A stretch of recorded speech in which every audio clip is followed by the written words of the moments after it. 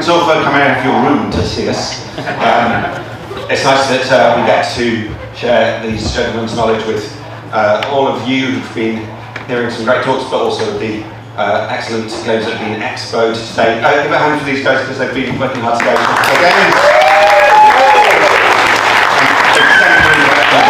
you haven't had a chance to see them, they'll be across the social, so check each and every one of them out. So yeah, I'm delighted to be joined today.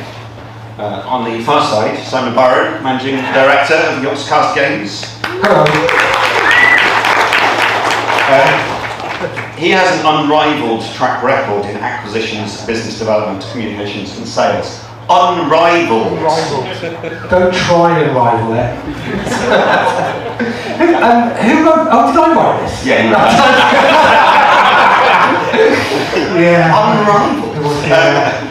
And rivaling that is Paul Killduff-Taylor, CEO at Mode 7, CEO and founder, has been publishing games under that brand since 2017, including Tokyo 42, The Colonists, developed in Bristol, and Fights and Tie Spaces, also developed in Bristol. And at the moment he consults for games businesses and funders.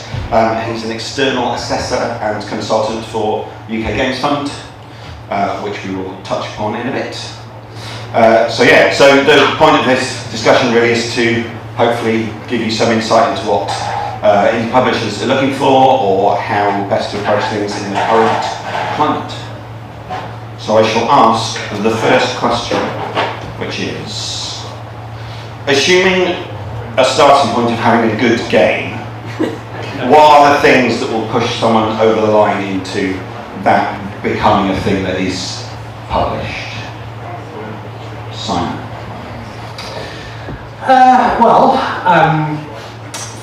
For us, Yogscast Games specifically, we are looking for particular types of games, ones which predominantly appeal to our network of content creators, in the hope that if those guys who often have to pick all games to play and enjoy ours, then hopefully we'll be able to find an audience elsewhere. For us particularly, we love working with Tiny Teams. We run the Tiny Teams Festival. Alex is here if you want to speak to him about that. But yeah, small teams, single devs. I think our biggest team is maybe 6 developers at the moment. Often their first time, and we love doing that. Some publishers don't, we do. So it has to be nice, it has to be a right fit for us, first and foremost. I think if you, as a studio, are looking to work with a publisher, you should be confident that that publisher is going to be able to make a difference along the line. And I think there are certain games where we can help make a difference, and I think there are certain games where we simply can't. And if that's the case, then I'll happily find other homes for them. But yeah, we're super small, so the other things are, if you're not asking for a huge amount of money, that's preferable. But we have to fall in love with the game, and that's on the Yogs Games side, but also on the Yogscast Network side as well. So, good game that we love. I think those are the ones that we're looking for. So, I think you can have a game which is generally a good game, but if it doesn't have something that's going to really catch attention, that kind of comes through from the art style particularly, and also just kind of how it presents itself to the world, then that's not going to be something that's marketable or publishable. And I've definitely seen a lot of things from devs who are very talented at that kind of deeper gameplay-centric design, but don't really think about, is this going to catch someone's attention on Steam, or is it going to catch their attention on social media? And that is just increasingly necessary, and it's something that a publisher can't do for you. There have been sort of very rare cases where publishers have been able to help devs sort of replace art and things like that. That doesn't really happen that much. So it needs to have that initial kind of punch to it, and I'm sort of even smaller scale, like it's often just me and freelancers when it comes to publishing, or I'll just invest in the game. So it's not something where there's resources there to help you with that. If it doesn't have that arresting quality to it, then there is no point taking it on, because it won't get any interest. To follow up on that, I completely agree with what you were saying. There are companies that will do that. I was giving the eyes to our team. we are announcing a game tomorrow, which we loved. We loved from the moment that we saw it. We looked at the mechanics of it, and we looked at what it was doing, and we looked at the potential, and we felt that the art wasn't quite right. So we've just, we are going to reveal it tomorrow, completely redone the art in the game. And hopefully that initial hook, Matt was talking about it earlier, combined with this sort of visual polish, will hopefully send it on its way. But I've worked with a number of companies, and finding, I'm not saying that all publishers should, reach into the game and help with specific assets and stuff, but if you find that meeting of minds and you decide it's something that you want to do together, I think there are potentially people out there, not to disagree with you, Paul, but do look out for our announcement tomorrow at 3:30. Do you want to announce it now? Just gonna. I did try to do that earlier, but Jen told me that I couldn't. So sort of linked to that is that, what would you say is the biggest practical thing that indie teams can or should do or learn about the process before they enter into it, so that they're, dealing with you in the right sort of ways? I think it's probably just about how to present things in a sort of concise and useful way. So having a kind of, not necessarily pitch materials, I think people worry about that too much, but just a sort of simple and clear way for a publisher to understand what they're doing. So normally a short kind of clear trailer, a clear description of the game, a clear budget for the game, just getting those basics right. There's loads of examples of how to do that. And not overthinking that, not worrying about it too much, just making sure that it's telling the story of what you're doing, I think is a good starting point. Yeah, I really like elevator pitches. I like X meets Y. And I think they can be very useful shorthand in getting you to where getting that interest right from the off. I think from the pitches that I've seen, I think sort of big no's are going too much into the commercials. I think there's a whole host of info and stats out there at the moment, some of which is better than others. But sort of generally mapping out the commercials on a game. Oh, you only need to sell, this game's going to cost £10, and we're asking for £1,000, therefore you only need to sell 100 copies to break even. Just sort of moments like that make you, shouldn't really be part of that upfront request, I don't think, necessarily. I mean, you should find somebody who falls in love with the game and make them want to work with you. I think that is absolutely key. Yeah, the sort of rubbish market research stuff just doesn't help. It's kind of just embarrassing. So it's better to skip that. And if you're comparing to other games, that's fine. So you can talk about those games, talk about how you're pivoting off them, or you're different, or that audience say they want this other thing that my game is doing. That's amazing. That's gold dust, because then you know the area that you're in. But yeah, all the X% of the total market for MMOs and this thing, it's kind of, that's not really, at an indie level certainly is kind of not necessary, I think. And this might be an unfair question, does the UK Games Fund not ask for that stuff specifically?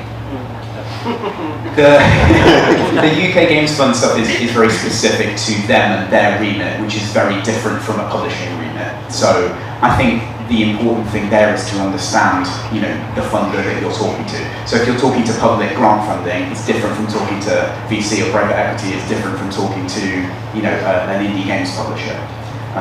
And to follow on from that, I think absolutely tailoring what you're saying to whom is vital. I love it when people reference stuff that we've done as part of their pitch, because even if that's just insert game name here, hey, really love insert game name here, or giving reasons why you think it will fit, I think that's always good as well, because the temptation is, just to spam it out to as many people as possible. But I think, knowing what to say and to who, I think is vitally important. And people will happily talk to you. If you're doing quality work and you're just not sure about how to approach or sort of, people will help you and talk to you if the work is there to start with. I think a lot of teams really worry about, like, how do I get my pitch exactly right, and if I say the right words, it'll get in. It's not that. It's about building a relationship, and even with games funds, you can do that. They go to events.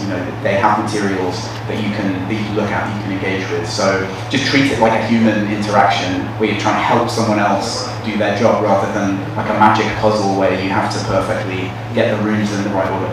And going back to your first question, I think Paul's absolutely right in that, yes, a good game is important, but more important than that are good people behind those games, and having a relationship with those people where you like, respect and trust each other. I'm not clever enough to make games. My part publishing them is difficult. Because you never know what's going to happen until it's out there. But the route to market, is should be optimistic, and it should be full of joy. But there are times where things will get a little bit, or can get a bit tense. And I think the role of a publisher should be to try and reduce the stress wherever possible, because no game is ever launched well under stressful circumstances. But there are moments where you are going to need to have challenging conversations. You might have a difference of opinion or what have you. And so having that connection right at the start, because the hope should be that you're going to work together for years and years and years. I remember fondly, I was working on a game called Just Die Already, which was being made by Armin, who was one of the designers of Goat Simulator. And I was over the moon the day he shouted at me to disagree with me, because he had a point of view, I had a point of view, he shouted at it, and then we just moved on. And that to me really cemented the fact that we were good working together, because it was deal with that moment then and then sort of carry on. So yeah, I do think it's people more than game. So shout to your publishers. Shout to your publisher, yeah. Important take. I was going to say I was right, I wasn't actually, he was right.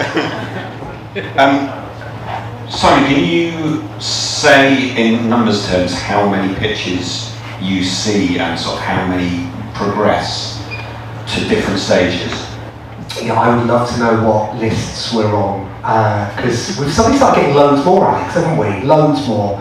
Someone's put us on a list somewhere. We probably get, what would you say, 15 cold email pitches a week, Alex?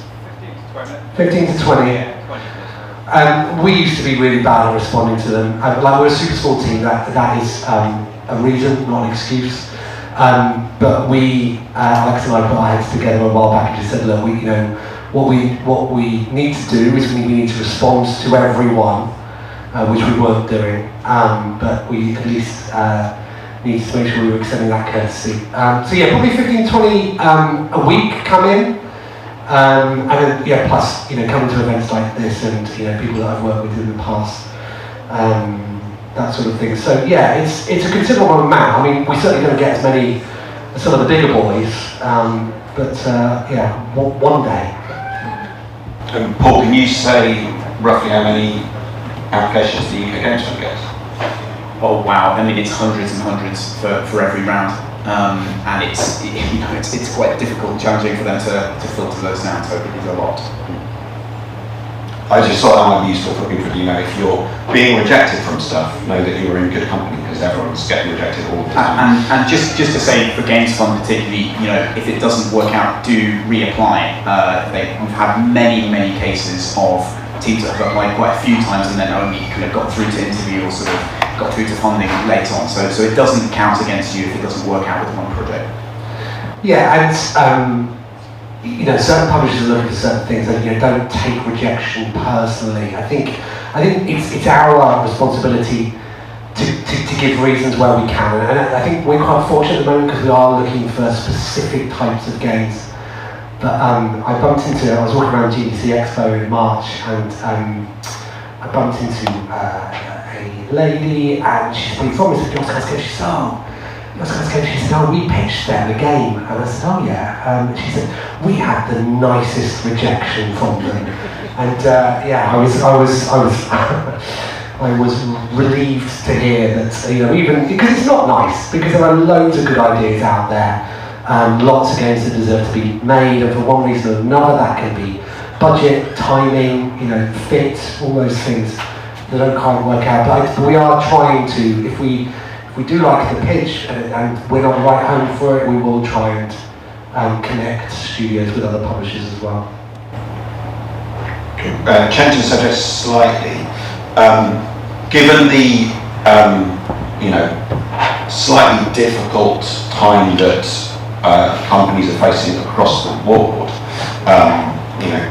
big redundancies at big companies, a kind of reduction in terms of numbers of games that are being published, less work hire, all the bad things that everyone's talking about.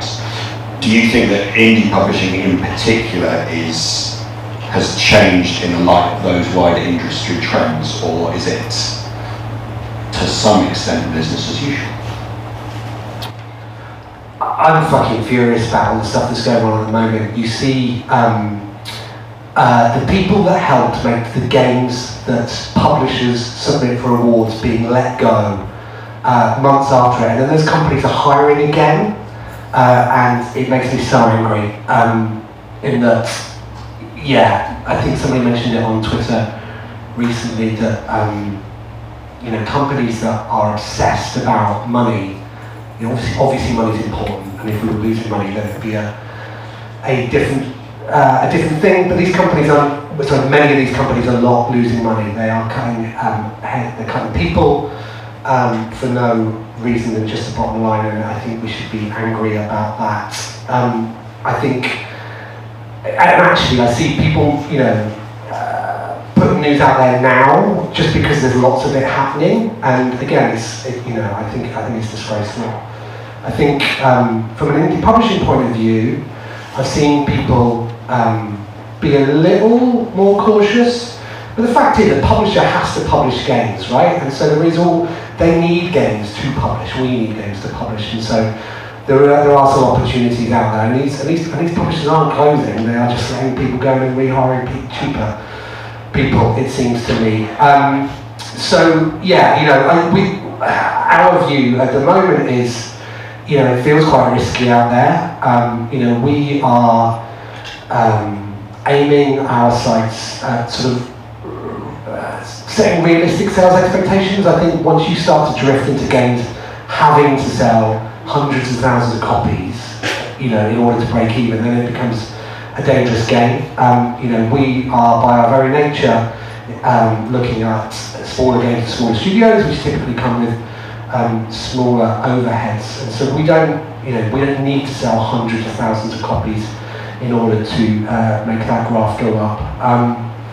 I hear anecdotally from other publishers that there is nervousness out there, and again we saw some stats earlier about the volume of games coming out. That said, there are more people than ever playing video games, and so as long as you don't have to sell your game to everybody, I think you can carve out decent niches. So I think at the moment, have realistic and modest expectations. Base your decisions around that.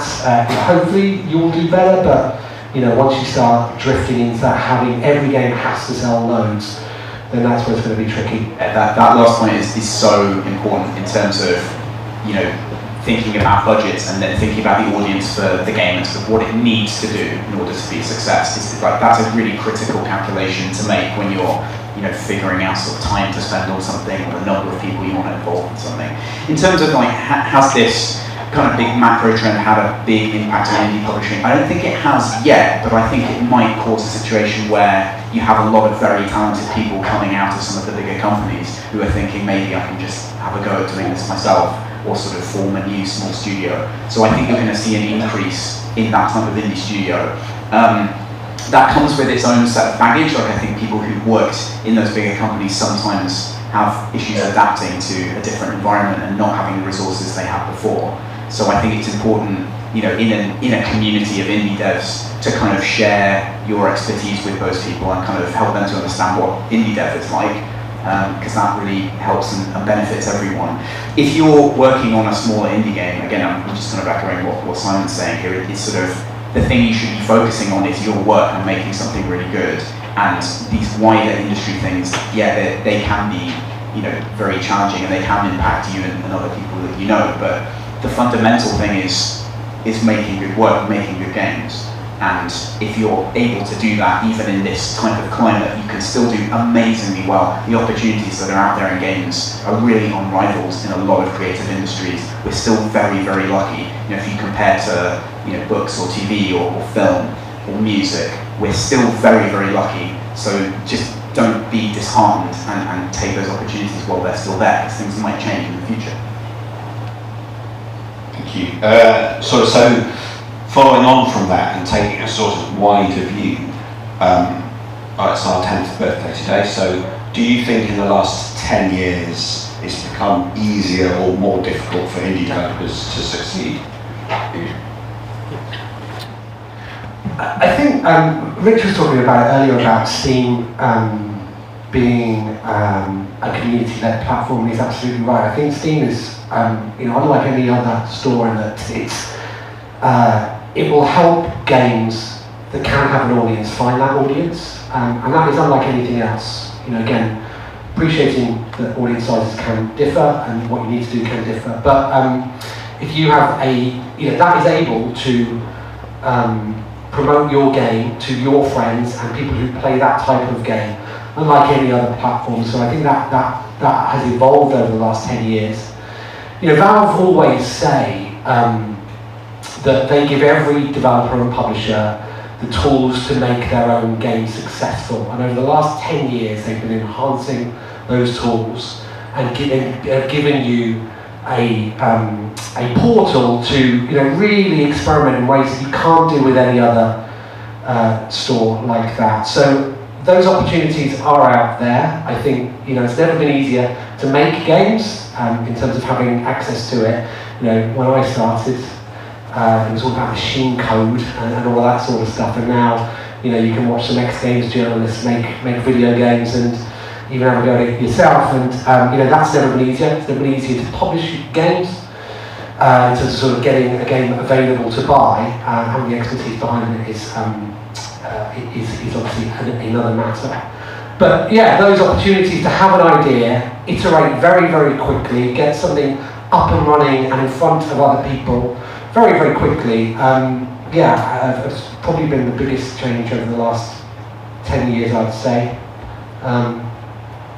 What about you, Paul? I think it's probably easier to sort of get stuff out now. I mean, I'm kind of thinking about actually 10 years ago, so that was kind of around the start of Steam Greenlight and sort of that stuff, which was a kind of nasty, weird time. But I think my actual answer is I don't care, because that conversation is largely about, it's sort of either grumpy old people saying, you kids have it easy now, or it's kind of devs now saying if I just released my game on Steam in 2006, I'd be a millionaire. So it's sort of, it kind of doesn't matter. It's sort of, you get given the time frame that you're in, and you kind of have to deal with that. Maybe that's a slightly facetious answer, I don't know. But things change. I think it's hard to track whether it's objectively easier or harder. I think that's a calculation that has so many variables in it that it's sort of, I'm a bit wary of those conversations, I guess is what I'm trying to say. Well, I'm thinking about it. So I started I got into publishing in 2015. So. And I got in just after the Indie Apocalypse, perfect timing. So are we also celebrating the 10th birthday of the Indie Apocalypse? I'm mostly that. Happy birthday, Indie Apocalypse. These people are too young to remember the Indie Apocalypse. It's quite a fun panel where I ask questions and then everyone just goes, I don't care. We should do more of that. We'll do that next year. Some slightly easier and more fun questions. What genres are currently oversaturated, and not to yuck anyone's yums, but are there things that you see and go, oh, not another one of these? It's a personal taste for me. There's a lot of cozy out there at the moment. So we really, I'm not saying I dislike cozy, but there's a lot of it.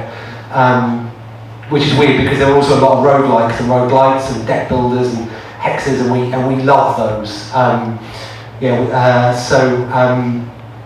would say probably too many cozies at the moment. And if it's good or bad cozy. It is, so many things. Yeah.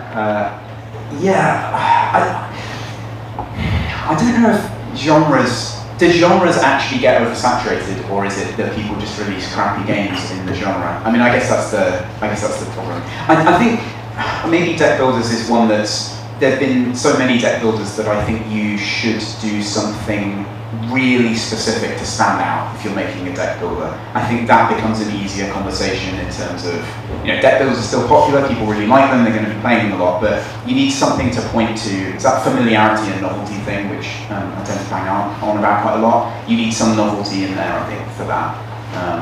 But that kind of goes for everything, really. Roguelike's the same. I think a really, really great action roguelike can still do amazingly well. But it's about the individual game rather than the category, I think, for some of that stuff. Yeah, I think there's room for at least one more roguelike deck builder. See you at 3:30 tomorrow. That's fine. And is there a game that OU has missed out on or turned down that you regret? I've done a talk on this. Games I've not signed, for one reason or another. Hollow Knight. Thank you. Hello Neighbour. Yeah. Overcooked. Whatever, Playtest better. My Friend Pedro was another one. Not quite familiar with that. There was one more that's on the list. Can't remember. Beat that, Paul. Oh man, it's just so many. I mean, there's so many that you're sort of in the conversation with. This one, I don't know if I can. I'm going to try and obfuscate the details about this one. It was a really interesting management game that we got very far along with and kind of quite advanced towards and sort of setting up developers, and a very large publisher came in at the last minute and took it, and it is now a multi-million-dollar franchise with recurring annual revenue and all sorts of things. Oh, mine. No, it's not fair to death, but that one really hurt because it was when we saw very early and we had lots of conversations, and, but they're doing very well for themselves, so it's all good. It's all good.